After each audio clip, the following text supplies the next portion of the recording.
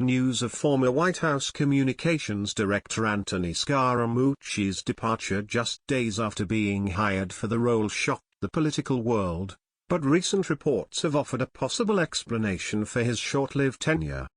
Scaramucci may have been hired for one specific reason: to get rid of former White House Chief of Staff Reince Priebus, according to the New York Times.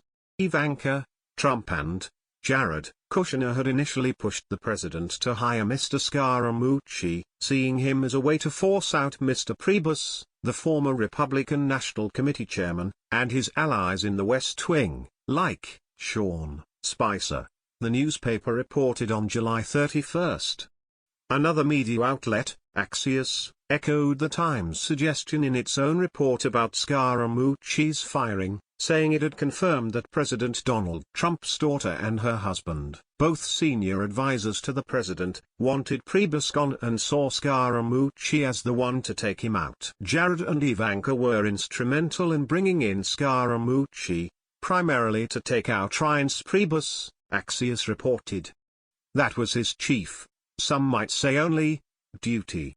If that was the goal, he was successful, as Priebus reportedly gave Trump his resignation on July 27 and was summarily replaced the next day by retired Marine General John F. Kelly, who had been serving as Secretary of Homeland Security.